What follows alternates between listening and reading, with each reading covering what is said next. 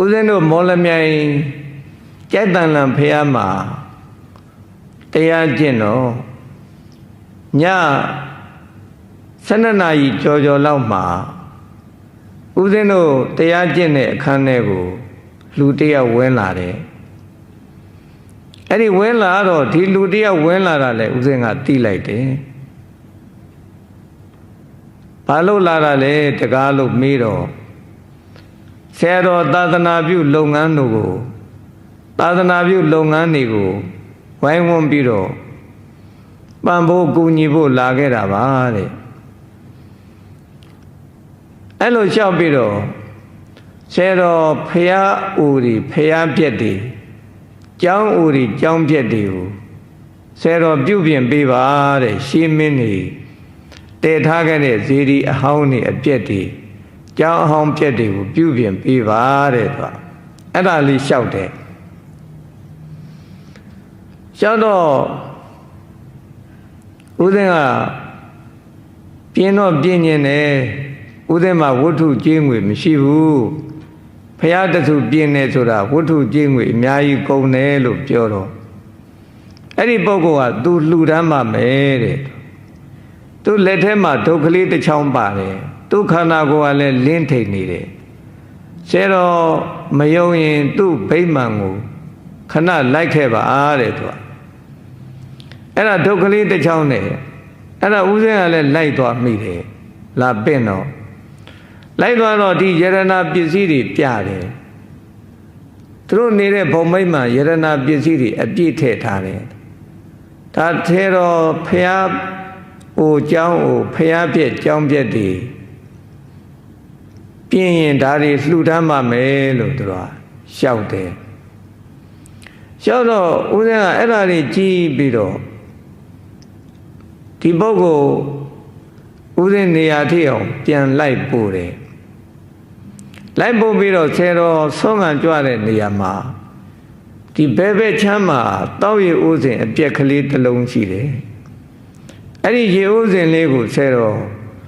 အပြင်ထုတ်ပြီးတော့လူသူလေးပါတောက်လို့ရအောင်ရေဦးဇင်းလေးလေလမ်းဘက်ကိုထုတ်ပြီးတော့ပြင်ပေးပါဦးအဲ့ဒီရေဦးဇင်းလေးကရေဦးလည်းမရှိဘူးရေဦးဇင်းကလည်းပြက်နေပြီပေါ့အဲ့ဒါလေးလျှောက်တယ်လျှောက်တော့ဦးဇင်းကအဲ့ဒီလိုပုံကိုတခါမှမတွေ့ဘူးတော့ဩငါညတော့ကဖြစ်တာပြက်တာကထင်းအောင်ထင်မှန်းမြန်ဖြစ်နေသလားပေါ့ဒီပုံကိုတွေနဲ့လည်းတကားပြောလိုက်ရတယ်သူ့ပုံမိတ်မှန်လည်းသွားလိုက်ရတယ်ပြန်ရောက်လာတော့ဒီရေဦးစဉ်အကြောင်းလည်းသူလျှောက်တယ်ကဲမနေ့ရောက်ရင်ဆုံးခံကြွတဲ့လမ်းမှာဘယ်ဘက်ချမ်းကိုရေဦးစဉ်အပြည့်ရှိတယ်ဆိုတာသူလျှောက်တယ်ရှိမရှိအဲ့ဒါဒီနေ့တော့ကြည့်ရအောင်မယ်ရှားရအောင်မယ်ဆိုပြီးတော့ဆုံးခံကြွရင်းနဲ့ဦးစဉ်ကဘယ်ဘက်ချမ်းကိုနည်းနည်းအာယုံစိုက်ကြည့်တော့ရေဦးစဉ်အပြည့်လေးတစ်ခုသွားတွေ့တယ်ရေဦးမရှိဘူးအဲ့ဒါဦးဇင်းကဒီပုဂ္ဂိုလ်တွေထူးထူးဆန်းဆန်းနေပဲလို့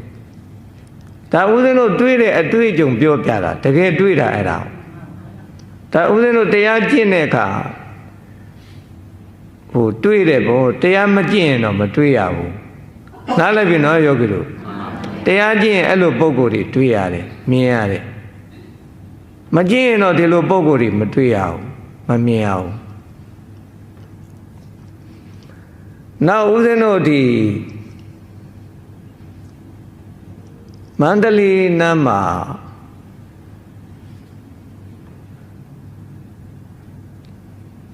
ဦးဇင်းခမိမိဖြစ်နေတဲ့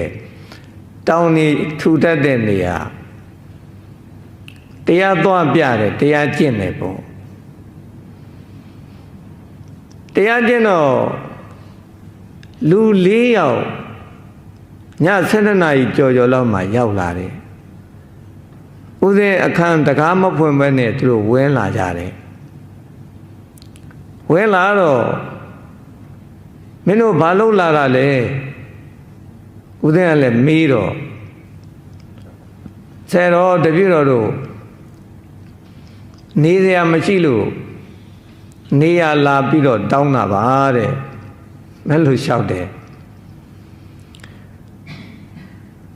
လျှောက်တော့အေးအဲ့ဒါဆိုနေရသားပြီးမယ်မင်းတို့အခုဘယ်မှာနေကြသလဲမေးတော့တပည့်တော်နေရမရှိလို့ဇီးပင်လေးတစ်ပင်မှာနေရတယ်အဲ့လိုလျှောက်တယ်အဲ့ဒီပုဂ္ဂိုလ်တွေရောက်တော့အသားအရည်တွေကကြမ်းကြမ်းထန်ထန်ကြီးတွေစိမ့်စိမ့်ကြီးတွေသူတို့အသားတွေကင်ကြည့်ရင်ကြမ်းကြမ်းထန်ထန်ကြီးတွေအဲ့ဒါတွေ့ရတယ်ဒါဥစဉ်ကိုယ်တိုင်တွေ့ရတယ်တွေ့တော့အဲ့ဒီပုဂ္ဂိုလ်တွေကကဲဒါဆိုရင်မင်းတို့နေရာသားပေးမယ်မင်းတို့ပြန်ကြတော့၄ယောက်ကတန်းစီပြီးတော့ပြန်သွားကြတယ်အဲ့ဒီလူတွေနဲ့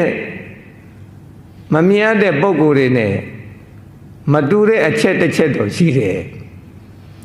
အဲ့မမြင်တဲ့ပုံကိုယ်တွေကပြန်ဆိုရင်တန်းပြန်သွားတယ်လူတွေကတော့အဲ့ဒီလိုမဟုတ်ဘူးပေပေကကလုံးချင်တယ်လုံးတာအဲ့ဒီပုံကိုယ်တွေကတော့တခါနဲ့ပြန်တော့သူထွက်သွားတယ်သူဆက်မနေရဘူးနားလည်းပြန်တော့ရောက်တယ်လို့အဲ့ဒါထူးထူးဆန်းဆန်းဖြစ်တယ်အဲ့လို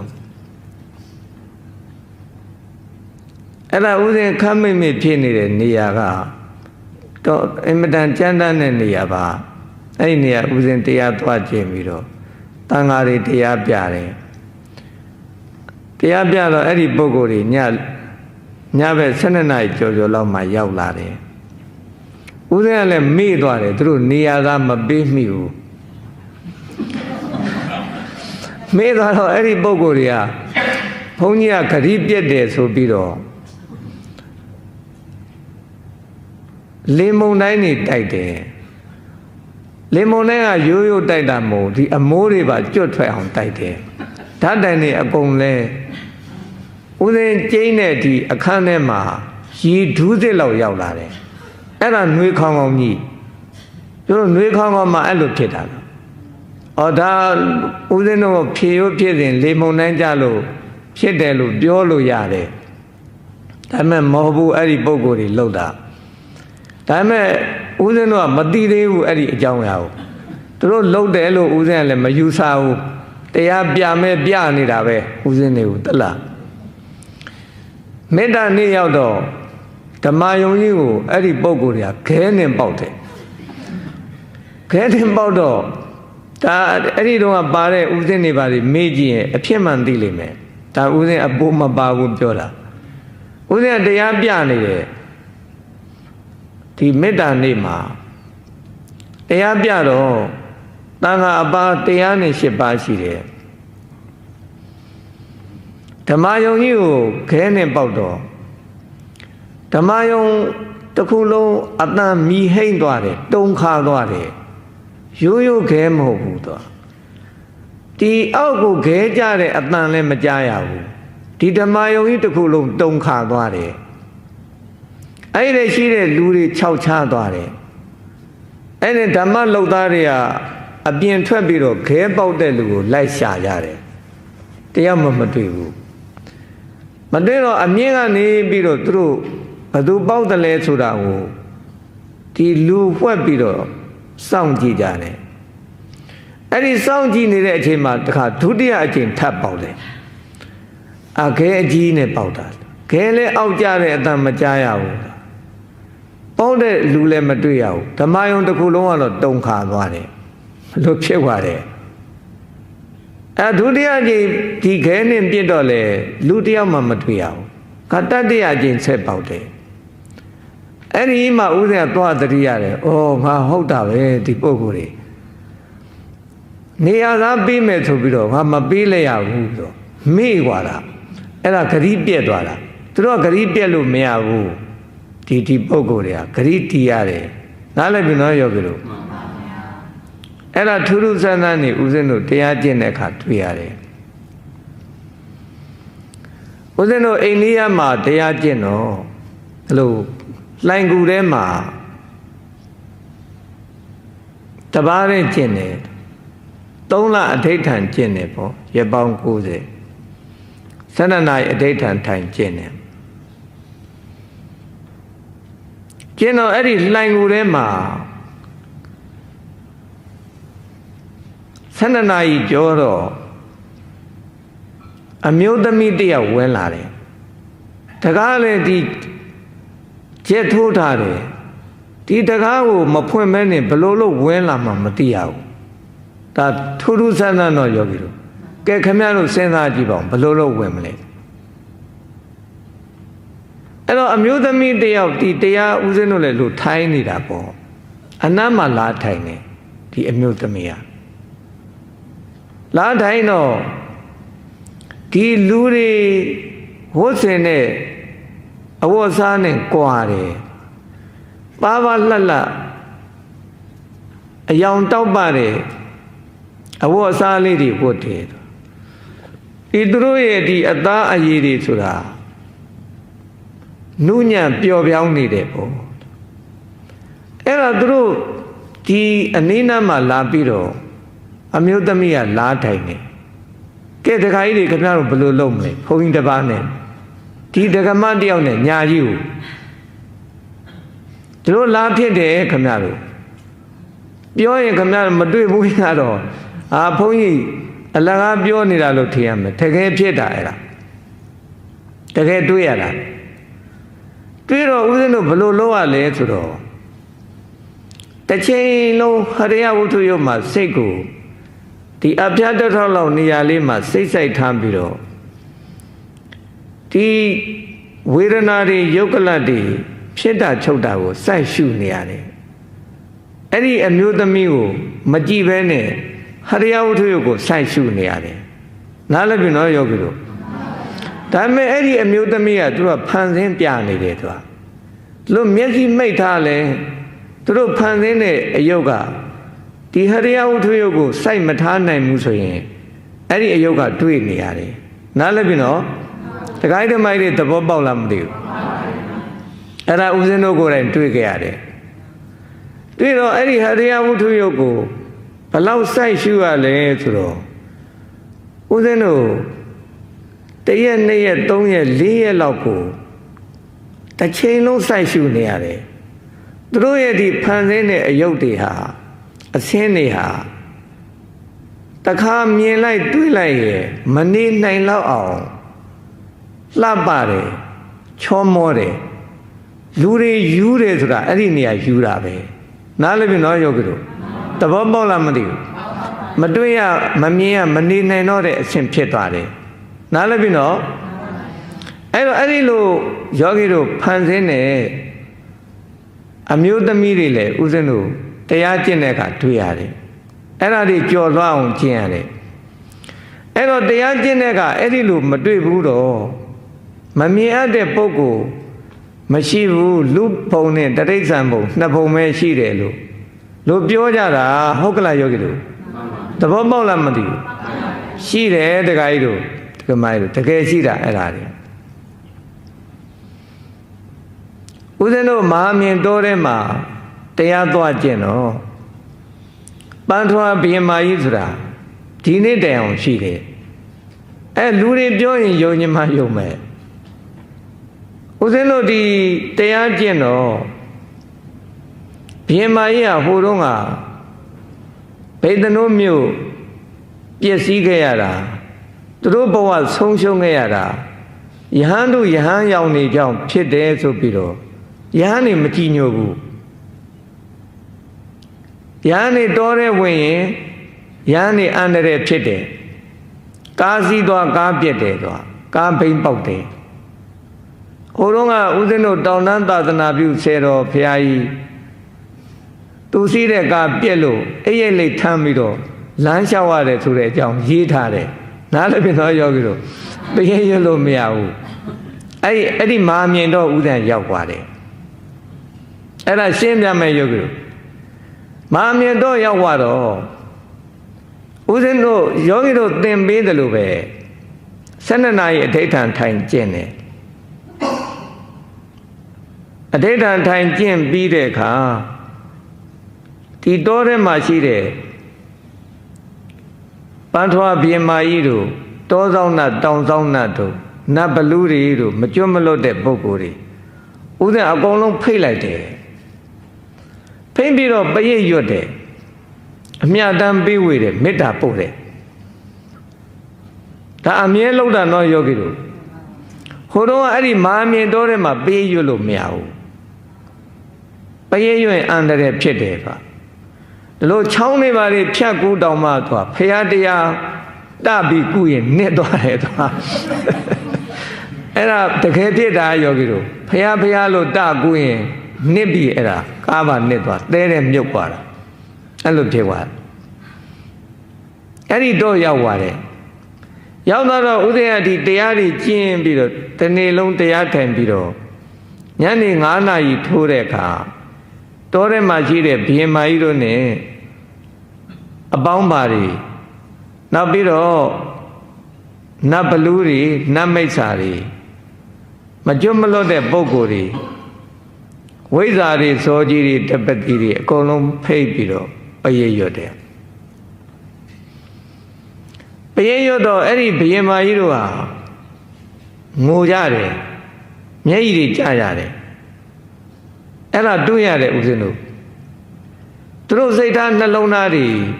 နူးညံ့သွားတဲ့သဘောပျော်ပြောင်းသွားတဲ့သဘောလို့ယူဆရတယ်နားလည်ပြီနော်ယောဂီတို့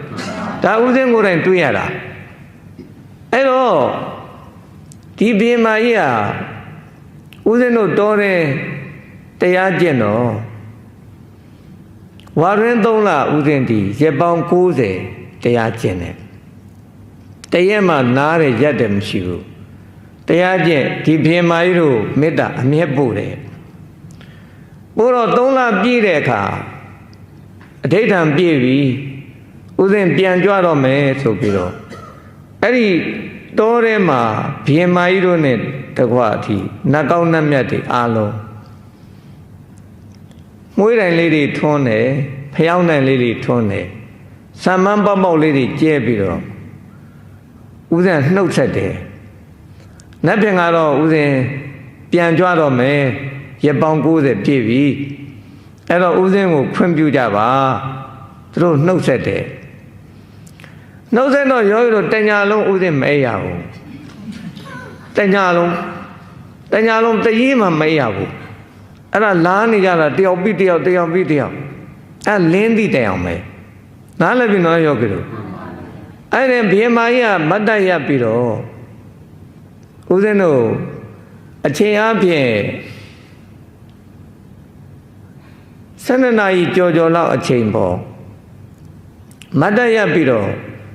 ယောဂီတို့လို့ကြုံထိုင်တာမဟုတ်ဘူး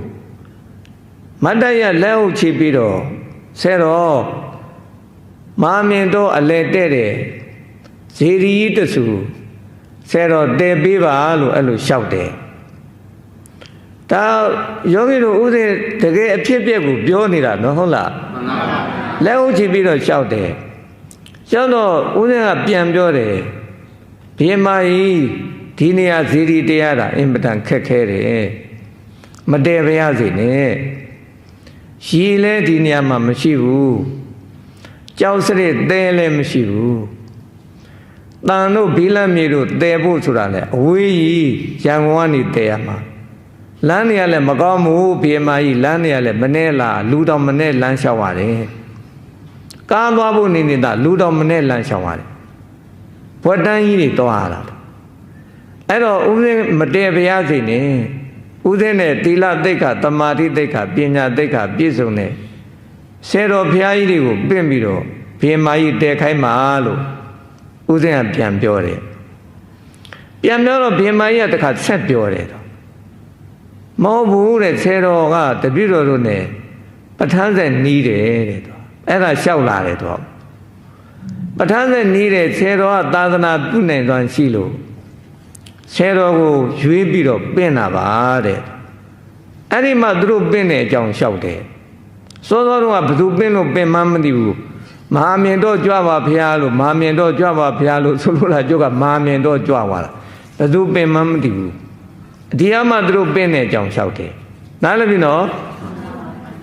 အဲ့တော့ဆယ်တော်ဇေဒီတဲတာတဲပါတဲ့ရှေ့ကမရသူတို့ကနောက်ကပံ့ပိုးပါမယ်ကူညီပါမယ်ဆယ်တော်လိုအပ်တာအကုန်လုံးဆောင်ရွက်ပေးပါမယ်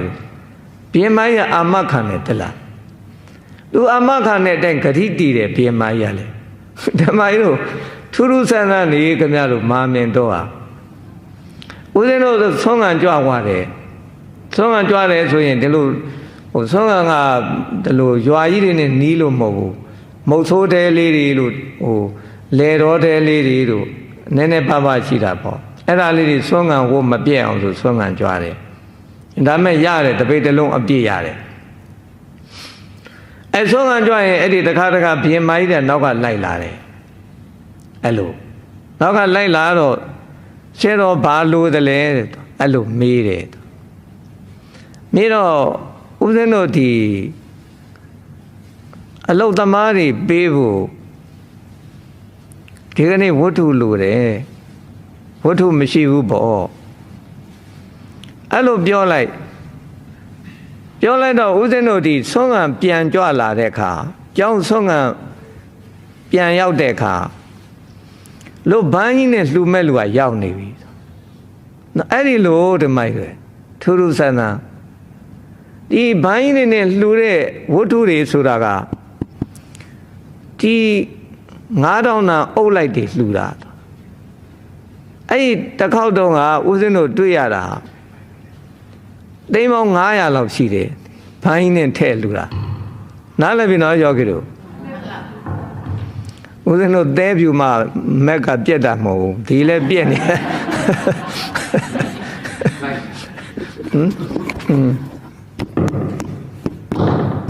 ဟုတ်ပြီ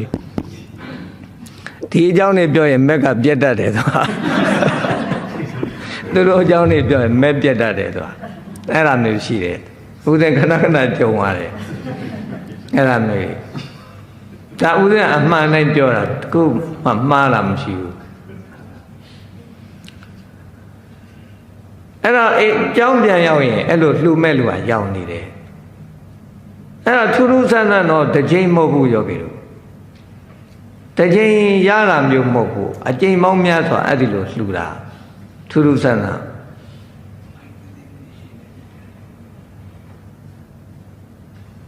အဲ့ဒီလိုဝတ္ထုတွေရပြီမယ်ဦးဇင်းတို့ကတခါတည်းဖျားတဲ့ကိုထည့်လိုက်တယ်ဦးဇင်းတို့အတွက်ချမ်းသာတို့သုံးတာတို့တခါမှမရှိဘူးအကုန်လုံးဒီဖျားတဲ့ကိုထည့်လိုက်တယ်ထဲတော့အဲ့ဒီနတ်ကောင်းနတ်မြတ်တွေကလည်းသိတယ်ဆယ်တော်သာသနာပြုတာတိတိကျကျမှန်မှန်ကန်ကန်ပြုတယ်ဆိုတာသူတို့လက်ခံကြတယ်ဦးဇင်းတို့လွန်ခဲ့တဲ့တပေါင်းလားပြည့်နေရဖျားကြီးအထက်ထာပနာပိတ်တယ်ပေါ့အထက်ထာပနာပိတ်တော့မဟာမြင်တော်ထဲမှာလူတွေဆိုတာတောင်းချီပြီးတော့ရောက်လာတယ်အဲ့ဒီလူတွေဖိတ်တာလည်းမဟုတ်ဘူးမဖိတ်ဘဲနဲ့ဒီလူတွေတောင်းချီရောက်လာတယ်အများကြီးဒီအိတ်ဆရာနေဆရာဆိုတာမရှိတော့ဘူးချို့တစ်ပင်အောက်တွေအိတ်ရတယ်အဲ့လိုတတော်လုံးလူတွေဖွေးသွားတယ်အဲ့တော့ဦးဇင်းတို့ကဒီဆုံးခံကြွတော့နေရအဲ့ဒီအချိန်မှာချစ်တော့ပူနေတယ်နေချစ်တော့ပူနေတော့ဆုံးခံကြွရင်းနဲ့ဘုရင်မကြီးဒီနေ့ထာပနာပိတ်ပွဲမှာလာတဲ့လူတွေကအများကြီးအဲ့တော့ဒီလူတွေနေပူရင်တော့ပင်ပန်းလိမ့်မယ်အပေါ်ဓာတ်ထိတက်ပြီးတော့ထာပနာထည့်ရမယ်အဲ့တော့နေမပူအောင်မိုးအုံမှာဦးဇင်းကဒီနာကောင်းနတ်မြတ်တွေလေဦးဇင်းကမေတ္တာရက်ခံတယ်ပေါ့အဲ့ဒီဦးဇင်းဆုံးခံကြွတော့ကနေပူနေတယ်ကျောင်းလည်းပြန်ရောက်လာတော့မိုးတွေကအုံဆိုင်သွားတယ်မိုးတွေကအုံဆိုင်သွားပြီးတော့ဒီမိုးဖွာဖွာလေးတွေကျလာတယ်လို့ဖြစ်လာတယ်ဒါခမရတို့ပြောရတော့ဒါတိုက်ဆိုင်မှုတစ်ခုလို့ယူဆလို့ရတယ်ပေါ့ဟုတ်လားခဏခဏဘုံမောအဲ့လိုလှုပ်ဖူးတယ်ဒီမာမြင်တော်တွေကနေပြီးတော့ဦးဇင်းတို့ဒီရက်ပေါင်း90ပြည့်လို့ပြန်ကြွကနီးတော့ကလည်းဒီမိုးတွေကဇက်တိုက်15ရက်လောက်ရွာတယ်နေမတွေ့ရဘူးနေမမြင်ရဘူး မိုးတွေတပြုံပြုံတတိုင်းတိုင်းရွာနေတော့ဦးဇင်းတို့ပြန်ထွက်ရတာနည်းနည်းခက်တယ်အဲ့တော့ဦးဇင်းကဒီပြန်ကြွကနီးမှာမာမြင်တော်ထဲမှာလှည့်ပြီးတော့မေတ္တာပို့မယ်တရက်ကဗောဓိမြင်ဆဲတော်ဘုရားကြီးသွားပြီးတော့ဝှချမယ်ကြော့မယ်တရက်ကတော့ပြန်မယ်ပေါ့အဲ့တော့ဒီ3ရက်ကိုမိုးမရအောင်လုပ်ပြကြပါမိုးလင်းအောင်လုပ်ပြကြပါအဲ့ဒါနတ်တွေပြောတယ်မိုးမလင်းမှုဆိုရင်တော့မာမြင်တော့ပြန်ကြွမလာတော့ဘူးအဲ့ဒါတခါနဲ့ပြောတာအဲ့ဒီမိုးကလင်းသွားတယ်ခက်ရကြီးရကွာကြည်ရောမိုးကလင်းသွားပြီပြန်လာရတော့မှာပဲဆိုကိုယ်ဂတိနဲ့ကိုအဲ့လိုဖြစ်သွားတယ်မိုးလင်းသွားတော့အဲ့ဒီပြန်လာရတယ်နားလည်းပြင်တော့ရောက်ပြီလို့ပြန်လာရတယ်အဲ့တော့ဘိမာကြီးကသူကဆဲတော်ရှိရမမရတပည့်တော်တို့နောက်ကပံ့ပိုးမယ်ကူညီမယ်စောင့်ရှောက်မယ်အဲ့ဒီလိုလျှောက်တယ်ဆဲတော်ဖျားတယ်တဲ့အခါမှာသူ့ရဲ့ဆွေတော်မျိုးတော်တွေအကုန်လုံးဒီဖျားကုန်းမှာရောက်လာမယ်အကုန်ခေါ်မယ်ဒီလိုလဲလျှောက်တယ်ဟုတ်လဲဟုတ်တယ်ယောဂီတို့အခုဘိမာကြီးရဲ့ဆွေမျိုးတွေဟာအကုန်စုံတယ်လို့ဖြစ်နေပြီတယောက်ပဲကျန်တော့တယ်တယောက်ကနိုင်ငံခြားရောက်နေတယ်လို့ပြောတယ်နိုင်ငံခြားမှာရောက်နေတယ်တယောက်လိုနေတယ်အဲ့ဒီတယောက်ကသူကဘိမာကြီးပြောတာကအင်မတန်ချမ်းသာတဲ့လူတဲ့သူနေတဲ့အိမ်ကိုဘိမာကြီးကသွားနေပြီတဲ့ရောက်နေပြီရောက်နေတော့ဘသူလဲလို့မေးတော့သူကဘိမာကြီးပန်ထွားဘိမာကြီးဘေဒနုမျိုးကပန်ထွားဘိမာကြီးလို့ပြောလိုက်ရင်အဲ့ဒီလိုမနေနိုင်ဘူးတဲ့ဒီချက်ချင်းမာမြင်တော့ရောက်လာလိမ့်မယ်တဲ့လာလိမ့်မယ်တဲ့အဲ့တော့ဆယ်တော်ကအဲ့ဒီပုဂ္ဂိုလ်လာတဲ့အခါပြည့်ပြည့်စုံစုံဖြစ်အောင်ဒီရင်မြင်တို့လောက်ထားပါပေါ့သူကအကုန်လှူနိုင်ပါတယ်တဲ့အဲ့လိုလျှောက်တယ်နောက်ဘိမာကြီးတို့ဆင်ထားတဲ့လက်ဝတ်ရတနာပစ္စည်းတွေကိုလည်းဆယ်တော်ကအတုတွေဆင်ထားတယ်တဲ့အဲ့တော့ဆယ်တော်အစ်စ်ကိုဆင်ပေးပါတဲ့အဲ့ဒါလေးလျှောက်တယ်အစ်စ်ဆင်ပေးအောင်ကကျုပ်ကရွှေမရှိဘူးဗျာလို့ခင်ဗျာပြောအဲ့ဒါဆယ်တော်ဒီမှာရွှေ30သားရှိတယ်တဲ့ဟာမရှိပါဘူးခင်ဗျာတဲ့လို့ညင်းနေတာဘုံဘုံကလည်းတက်လာဘုံဘုံလည်းသတိမရဘူးအဲ့ဒါကိုဦးစိုးထွန်းဟန်ဆိုတာကလူမှုဖွံ့ဖြိုးရေးဥက္ကဋ္ဌလားမသိဘူးဦးစင်းကိုပရိတ်ရွတ်တော့ရွှေ30သားလှူဘူးတဲ့အဲ့ဒါမေ့နေတာဗျာဒါပေမဲ့ပါဇက်နဲ့လှူသွားတာလက်ထက်ရောက်မလာဘူးအဲ့တော့ဘိမာကြီးကသိတယ်ဆယ်တော်ကရွှေ30သားရှိတယ်တဲ့အဲ့ဒါလက်ဝတ်ရတနာလွတ်ပါအဲ့မှာစဉ်းစားတော့ဟုတ်သားပဲလို့30သားတော့အဲ့ဒါလက်ဝတ်ရတနာတွေလောက်ထားတယ်အဲ့ဒါနိုင်ငံခြားကသူ့မိတ်ဆွေလာလိမ့်မယ်လို့ပြောတယ်အဲ့ဒါအကုန်လုံးလှူမယ်တဲ့အဲ့ဒါထူးထူးဆန်းဆန်းပြောတယ်အဲ့တော့ဆွေမျိုးတွေကသူ့ဒီမာမြင်တော်မှာအကုန်စုံတဲ့လောက်ဖြစ်နေပြီနောက်နိုင်ငံတော်အကြီးအကဲတွေလည်းဆယ်တော်ရောက်လာလိမ့်မယ်တဲ့နိုင်ငံတော်အကြီးအကဲတွေကလည်းပြတ်တယ်မရှိဘူးဦးဇင်းတို့မာမြင်တော်ဖရာကြီးမှာအမြဲလိုလာကြတယ်မြို့အနေနဲ့ကလူတွေမပြတ်ဘူးဒီဖရာကြီးကိုဖရာဘူးလာကြတာထူးထူးဆန်းဆန်းအဲ့တော့ဦးဇင်းတို့ဓာတ်တော်ဌာပနာပိတ်တဲ့နေရာဘိမာကြီးတို့ရုပ်ထုတွေကမျက်ရည်တွေကြာလာတယ်မျက်ရည်တွေကြာလာတယ်အထူးထူးဆန်းဆန်းတကားတွေကလာလျှောက်ကြတယ်ဆဲတော့ဘာဖြစ်လို့လဲဒီရုပ်ထုတွေကမျက်ရည်တွေကြာလာဘိမာကြီးတို့ကဝမ်းသာလို့ကြာတာဖြစ်ပါလိမ့်မယ်လို့ဦးဇင်းကလည်းပြောလိုက်တယ်အဲ့ဒီမျက်ရည်မကြခင်ခတ်စောစောလေးဟာဘိမာကြီးကဦးဇင်းကြီးရောက်လာတယ်ဆယ်တော်တို့နဲ့သာသနာပြုရတာအင်မတန်ကြည်နူးတယ်ဝမ်းသာတယ်ဆိုပြီးတော့အဲ့လိုလျှောက်တယ်လျှောက်တော့ပြန်သွားတဲ့ကအဲ့ဒီမျက်ရည်ကျတာတွေဖြစ်လိမ့်မယ်ဝမ်းသာပြီးတော့မျက်ရည်ကျတာပေါ့ဦးဇင်းတို့ဒီပဋ္ဌာန်းတို့ပရိတ်တို့ရွတ်တဲ့ခါလဲ ဟိုတော့ကဘင်းမကြီးတော့အဲ့လိုမျက်ရည်တွေပါတွေကြားတယ်ဝမ်းသာပြီးတော့အဲ့လိုဖြစ်တယ်အခုယောဂီတို့မာမြင်တော့ဘုန်းကြီးတွေဘယ်နှပါကြွလို့ရပြီအဲ့ဒါဒီကကိုတော်တွေလည်းဟုတ်လားအကုန်လုံးကြွလို့ရပြီဟုတ်လားဟိုတော့လုံးကြွမရတာမျိုးတွေမရှိတော့ဘူးဘင်းမကြီးကသာသနာလေးလေးစားစားကြည်ညိုတဲ့စိတ်တွေပြန်ဖြစ်သွားတယ်ယောဂီတို့နားလည်ပြီနော်လေးလေးစားစားကြည်ညိုတဲ့စိတ်တွေပြန်ဖြစ်သွားတော့ဆဲတော့ဒီမာမြင်တော်ကြီးထဲမှာဈေးကြီးတွေအပြည့်တည်ရမယ်တဲ့အဲ့လိုလျှောက်တယ်အခုတဆူမဟုတ်တော့အပြည့်တည်ရမယ်အဲ့ဒါအခုတဆူပြီးတဆူတဲနေရတာအခုလောလောဆယ်ဈေးကြီးတဲနေတာ6ဆူရှိတယ်ဈေးကြီး6ဆူတစ်ပြိုင်တည်းတဲနေတာ6ဆူတဲတာက3ဆူကပြီးသွားပြီ3ဆူတစ်ပြိုင်တည်းတဲနေတယ်အဲ့ဒါတကုံးမိတကုံးဖျားတဲဖို့လျှောက်တယ်နောက်ဖျားရှင်းတော့ကဒီဘင်းမကြီးတို့တဲထားခဲ့တဲ့ဈေးဒီအဟောင်းတွေလည်းတွေ့ရတယ်အဲ့ဒီဈေးဒီအဟောင်းတွေလည်းပြတယ်အဲ့ဒီဈေးဒီအဟောင်းတွေကထူးခြားတဲ့ဒီယရနာပစ္စည်းတွေလည်းပြတယ်ဆယ်တော့ဒီယရနာပစ္စည်းတွေကတန်ဖိုးကြီးတယ်သူမြတ်လက်ထက်မရောက်ပါစေနဲ့တော့အဲ့လိုလည်းလျှောက်တယ်အဲ့တော့ဆယ်တော်တို့သာသနာပြုလို့ရအောင်ဒီယရနာပစ္စည်းတွေလှူပါမယ်ဆိုပြီးတော့ဦးဇင်းတို့ကိုယရနာပစ္စည်းတွေလှူတယ်လှူတော့ည7 နာရီလောက်အဲ့ဒီကုန်းကိုသွားရတယ်သွားတော့ဆယ်တော်၄ပေအနက်လောက်တူးပါဆိုတော့၄ပေအနက်တူးတယ်တူးတော့အဲ့ဒီယရနာတက်တာကြီးတစ်ခုတွေ့ရတယ်အဲ့ယရနာတက်တာကြီးတစ်ခုတွေ့တော့အထဲထဲမှာဗုဒ္ဓဟူသမီးနဲ့စနေသား2 ယောက်ဆင်းရမယ်ဆင်းပြီးတော့တူးတော့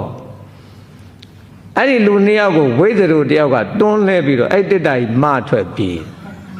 မရလည်းဘူးအဲ့ဝိဇ္ဇရိုကမပြေးတယ်အဲ့ဒါတခါကြီးတခါမကြီးတို့ဒါမမြင်ရတဲ့ပုံကိုရှိတဲ့အကြောင်းပြောပြတာနော်ဟုတ်လားမမြင်တော့တဲ့မှာဦးဇင်းတို့ကိုယ်တိုင်တွေ့ရတယ်အဲ့ဝိဇ္ဇရိုကအခု6 လပိုင်းဆိုရင်အဲ့ဒီတက်တာပြန်ပေးမလို့ပြောတယ်ဟုတ်လားလိုချင်လဲလာယူကြဟုတ်လားဟုတ်လားလိုချင်လဲလာယူဘုံဘွားအကုန်ပေးတာဘာမှမထားတာမရှိပါဘူးအဲ့လိုအခုပေးထားတဲ့ပစ္စည်းတွေလဲဦးဇင်းကဘေမာကြီးကျုပ်ဌာပနာထဲရမလားစီဒီထဲမှာဘုံဘွားတော့ဌာပနာထဲလိုက်ခြင်းနဲ့ဆယ်တော်မထဲနေဘူးဆယ်တော်သာသနာပြုလို့ရအောင်လှူလို့တန်းလို့ရအောင်ဒီယရနာပစ္စည်းတွေဆယ်တော်ခဏထားပါအောင်သူကအဲ့လိုလျှောက်တယ်